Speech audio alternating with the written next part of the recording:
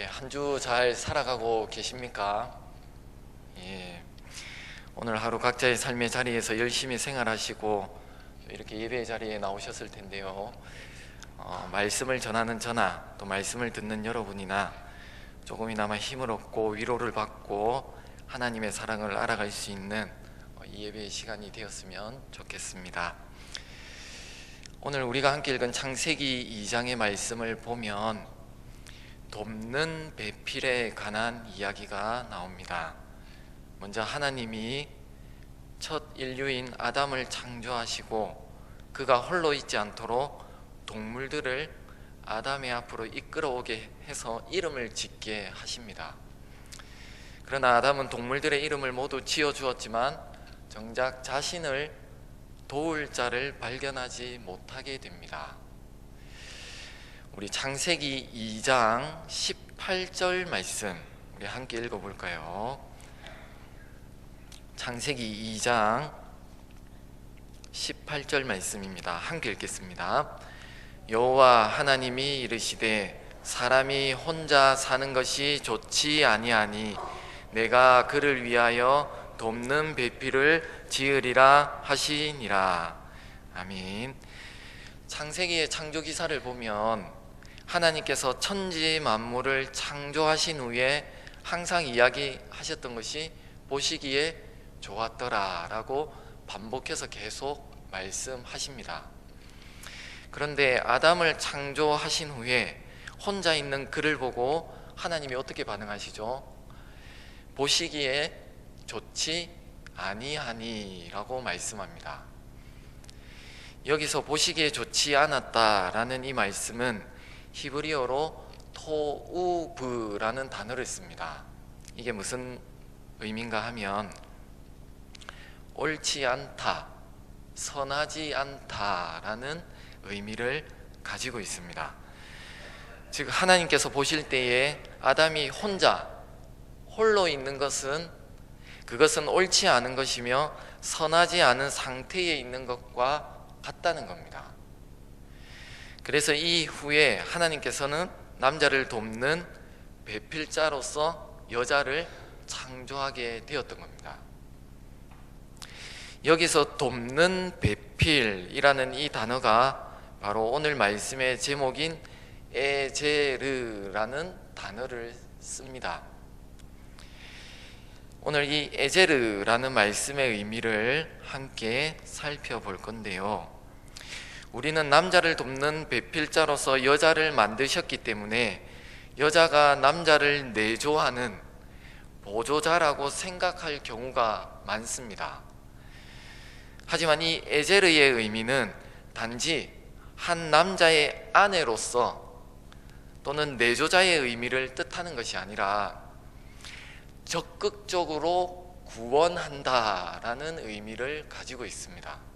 이 에제르라는 단어의 의미가 그러니까 아내로서 한 남편을 내조하고 보조자의 역할이 아니라 적극적으로 구원한다라는 의미를 가지고 있다는 겁니다.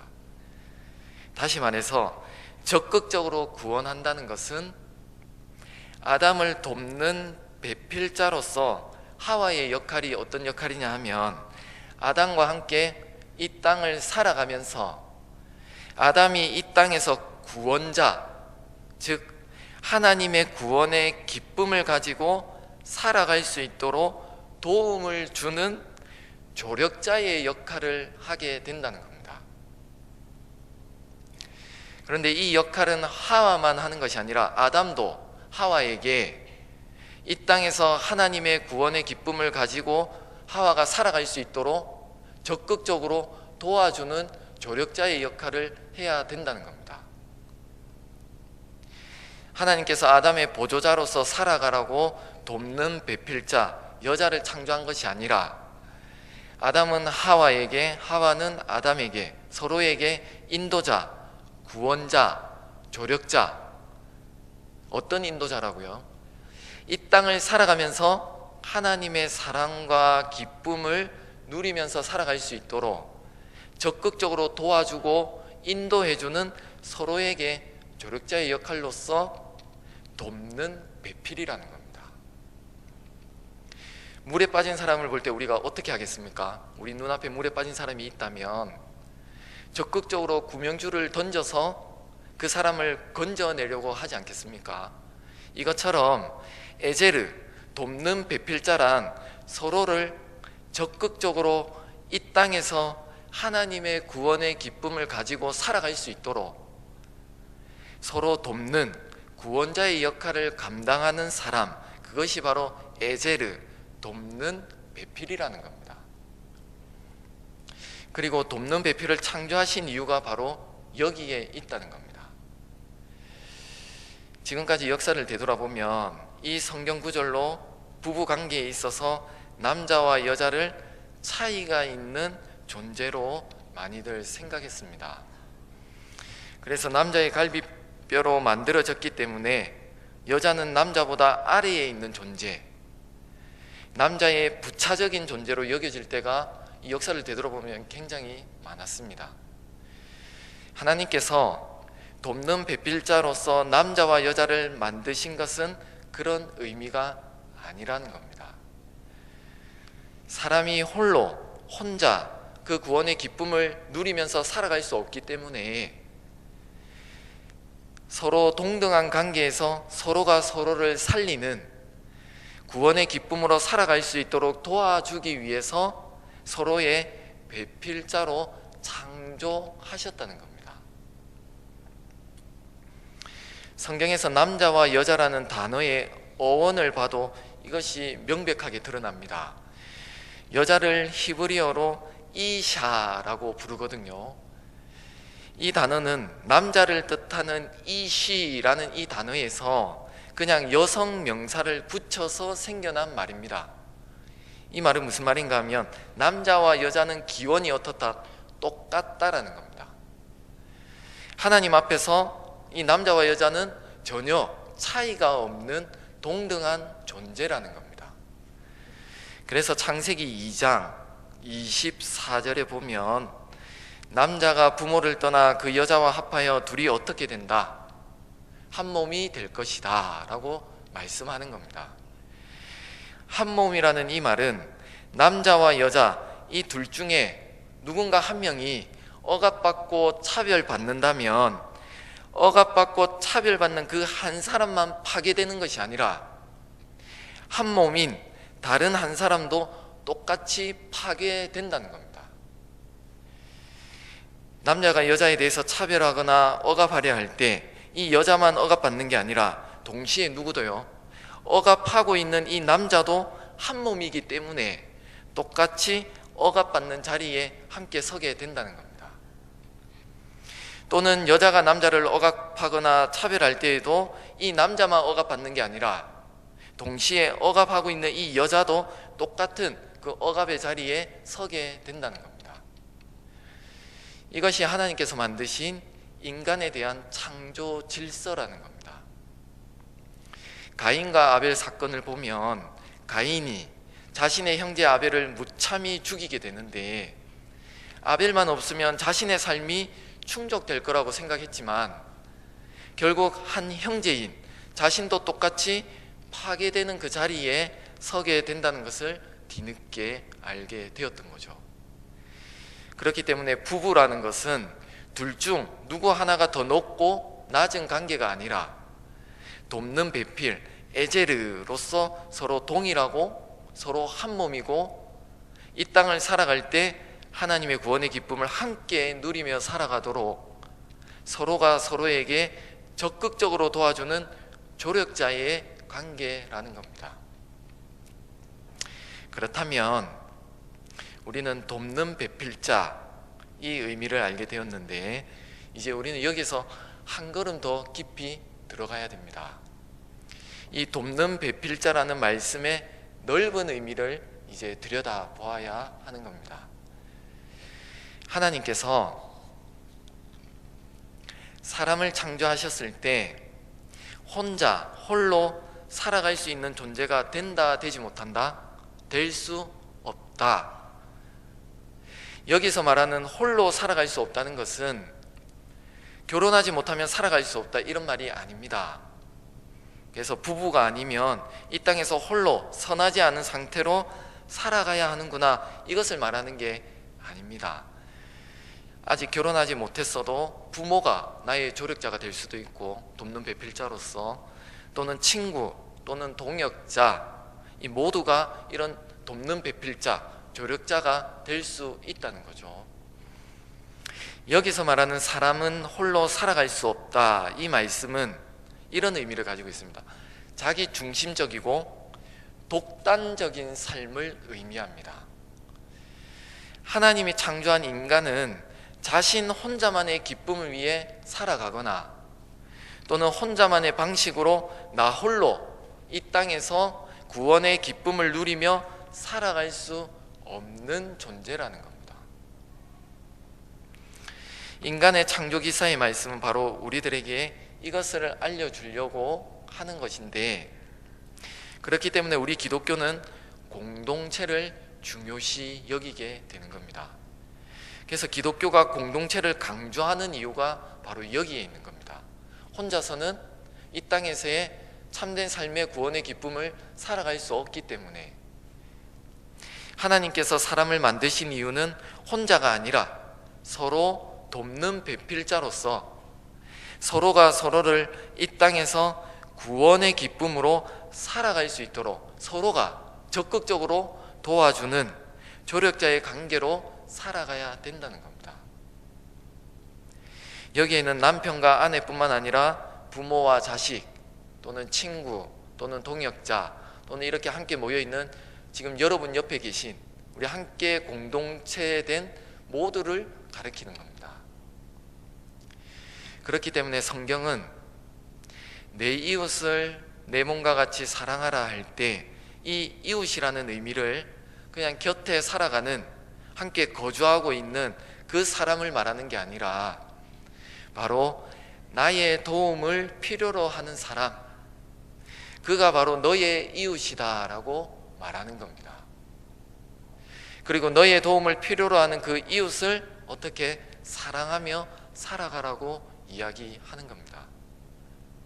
왜냐하면 하나님께서 내가, 그리고 우리가 이 땅에 창조되어지고 만들어진 가장 큰 이유를 나의 도움을 필요로 하는 그와 함께 서로 돕는 배필자로서, 또 배필자가 되어서 살아가게 하기 위함이라고 성경은 말하고 있기 때문입니다. 그래서 서로 돕는 배필자, 나의 도움을 필요로 하는 그 이웃과 함께 이 땅에서 생명의 기쁨을 누리도록 서로 구원해 가는 존재가 될 때, 한 인간으로서 살아가는 자유와 기쁨을 바로 그 삶의 자리에서 우리는 경험하며 살아갈 수 있다는 겁니다. 지난주가 부활절이었죠. 연합 예배도 있었고, 또 뭐 이것저것 준비하느라 저뿐만 아니라 모든 분들이 굉장히 바빴는데요. 그런데 그날 예배를 마치고 집을 못 갔습니다. 왜 못 갔냐 하면 밤늦게까지 교회에 있었는데 신방 준비도 있었고, 또 새벽 설교 준비도 있었고, 또 오늘 이 예배를 준비하는 설교도 아직 준비가 되지 않았고, 그래서 준비할 시간이 없을 것 같아서 그날 좀 늦게 가게 되었는데, 저녁을 먹고 이제 설교 준비를 딱 하려고 하는데 전화가 한 통이 왔습니다. 구역의 한 권찰로 섬기시는 모 집사님이었는데, 목사님, 지금 누구누구 성도님이 오늘 좀 오라고 연락이 왔는데 혹시 같이 가실 수 있겠습니까? 하고 전화가 왔습니다. 그 성도님은 몸이 굉장히 안 좋으신 분이거든요. 당뇨도 굉장히 심하고, 그리고 오래전부터 우울증도 심했고, 정신이 온전하지 못할 때도 많고, 주무실 때는 항상 발밑에 누군가가 서 있다가 간다고 말하기도 하고, 잘 때마다 항상 그걸 보는 거예요.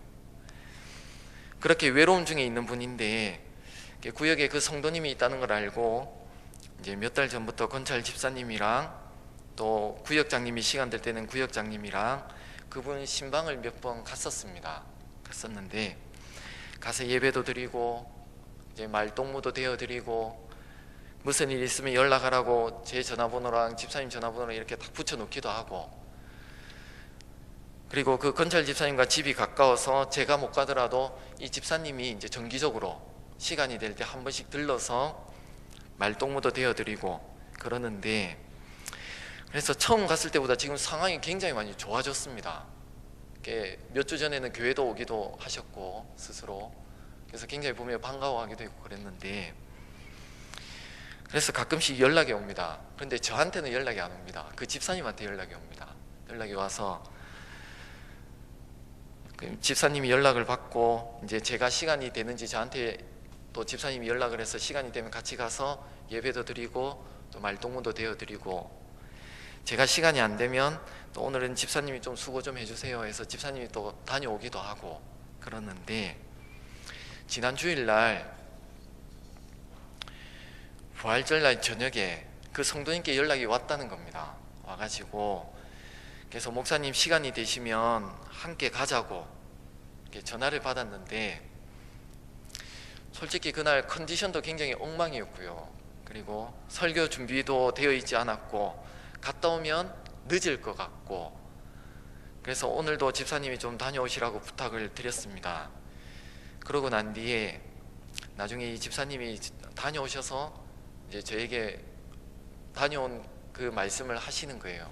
하시는데 이렇게 말씀하시더라고요. 솔직히 본인도 굉장히 힘든 상태였고, 그리고 몸도 피곤하고, 그래서 가면 1시간 이상을 이야기를 해야 되니까 솔직히 가기 싫은 마음도 있었다라고 이야기를 하더라고요. 그런데 본인도 외로움을 너무나 잘 알아서 오죽했으면 전화했을까 해서 힘을 내어서 겨우겨우 그냥 가는 둥 마는 둥 이렇게 겨우겨우 힘을 내어서 다녀왔다 하더라고요. 그런데 그 집사님이 방에 딱 들어서자마자 그 성도님이 정말 환하게 밝게 딱 맞이해 주셨다고 이야기를 했습니다. 그래서 함께 커피 한 잔 마시면서, 또 이제 그날이 부활절이었으니까 이 집사님이 주일 낮에 담임 목사님께 들었던 말씀을 떠올려서 이 성도님한테 또 부활절 말씀도 전해주고 설명해드리고 또 같이 기도도 해드리고 그렇게 시간을 보내다가 오셨다는 겁니다. 그런데 중요한 것은 그 집사님이 신방을 다녀와서 그렇게 느꼈다는 겁니다. 어떻게 느꼈냐 하면, 나로 인해서 누군가가 힘을 얻는 것을 보니까 나도 누군가에게 쓸모가 있는 사람이구나, 내가 살아갈 이유가 있구나 하고 느꼈다는 겁니다. 그리고 그 성도님이 그랬다는 겁니다. 내 딸로 삼고 싶다고. 힘을 주러 갔다가 오히려 힘을 얻고 오신 겁니다. 그 권찰 집사님의 이 말을 듣고, 나는 지금 왜 설교를 준비하고 있지? 나는 도대체 무슨 말씀을 선포하려고 이 책상에 앉아있지? 굉장히 부끄럽더라고요. 그 집사님의 이야기를 들으면서 돕는 배필자의 삶이란 이런 거구나, 지식으로는 알고 있었지만, 머리로는 알고 있었지만 성경에서 말하는 돕는 배필자란 이러한 삶을 살아가는 거구나 하는 것을 제가 오히려 배울 수 있었던 겁니다.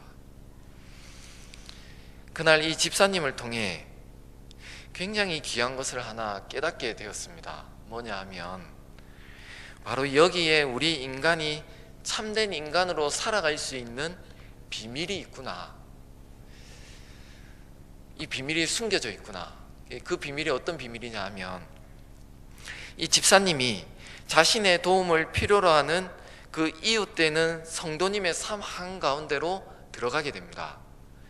그리고 이 집사님은 오늘 말씀과 같이 돕는 배필자로서 이 땅에서 나 혼자의 기쁨을 위해서가 아니라 집사님의 도움을 필요로 하는 그 이웃이 그 삶에서 기쁨을 누리도록 적극적으로 도와주며 짧은 시간이지만 함께 삶의 시간을 보내게 됩니다. 이 집사님의 모습을 보고 이걸 알게 된 겁니다. 한 인간이 이 땅에서 살아갈 수 있는 힘은 이웃, 나의 도움을 필요로 하는 그 이웃이 나에게 있어야만이 내가 한 인간으로서의 목적과 방향을 잃지 않고 오늘 구원의 기쁨의 삶을 살아갈 수 있는 거구나 하는 걸 알게 된 겁니다. 그 이웃이 없이는 나의 삶 속에서 이 기쁨을 누릴 수 없는 거구나. 그게 바로 인간이구나.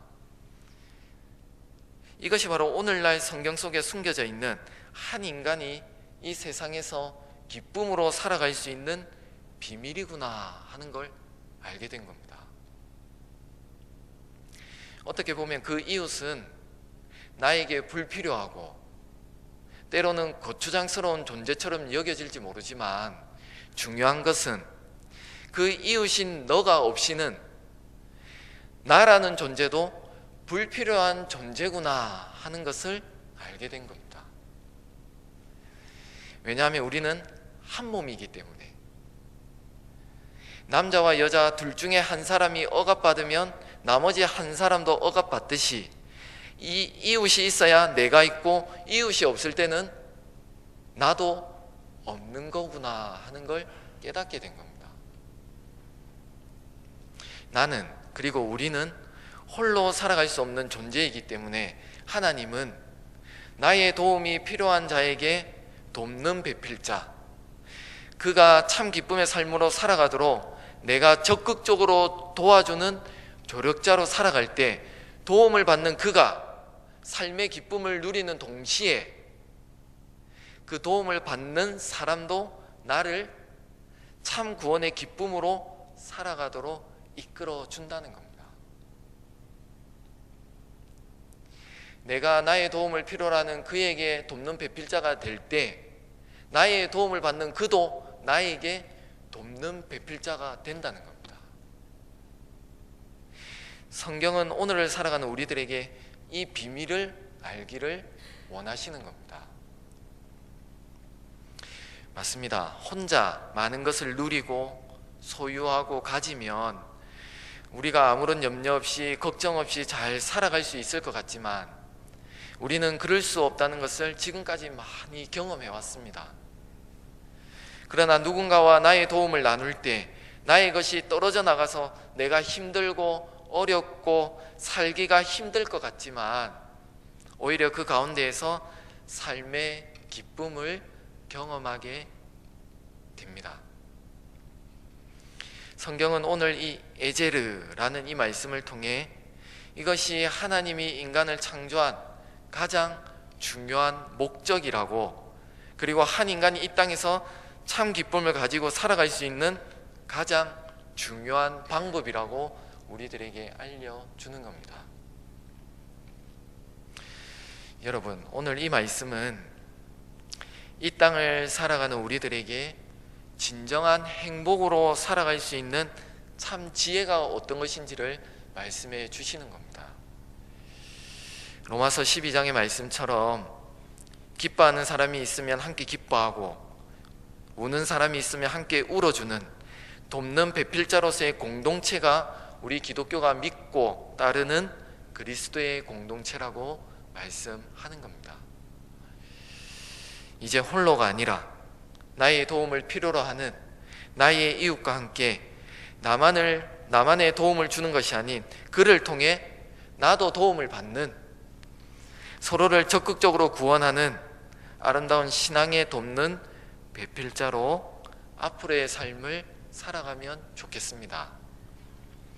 우리가 한 번도 만난 적은 없지만 또는 만나지는 못하지만 저 지구 반대편에 지금도 먹을 것이 없어서 간절한 한 끼를 기다리는 이들을 위해서 적극적으로 기도하고, 언제 포탄이 떨어져 죽을지도 모르는 그들의 삶에 그 전쟁의 공포가 사라지기를 두 손 모아서 적극적으로 기도하고, 겪고 싶지 않았지만 겪을 수밖에 없었던, 그래서 사회적인 아픔에서 지금도 괴로워하고 있는 이들의 소망을 위해서 간절히 기도하는 것, 이것 또한 돕는 배필자로서 살아가는 하나님의 창조된 목적 안에 살아가는 삶이 될 것입니다.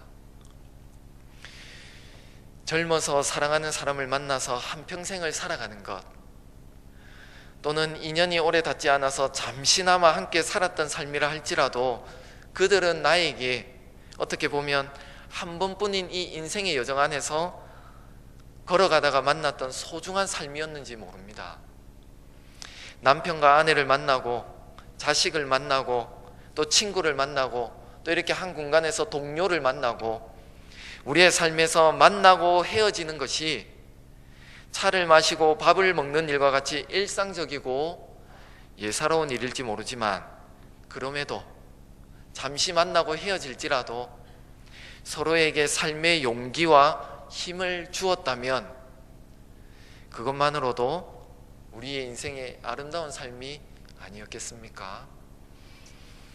오늘의 이 말씀을 꼭 기억하시고 가장 가까운 곳에서 또는 내가 지나쳐버린 그 자리에서 나를 통해 구원받기를 바라는 한 생명은 없는지 우리 한번 찾아봅시다. 그래서 그 구원의 기쁨을 앞으로의 삶 속에서 또 여러분의 삶 속에서 함께 누리며 살아갈 수 있는 우리 안동서북의 성도님 여러분 모두가 되시기를, 그리고 저가 될 수 있기를 간절히 기도하고 소망합니다. 우리 오늘 말씀을 생각하며 함께 기도했으면 좋겠습니다. 이렇게 기도했으면 좋겠습니다. 이 땅을 살아가는 나라는 한 인간의 존재가 하나님 앞에서 어떻게 창조되고 만들어졌는지를 알게 되었습니다.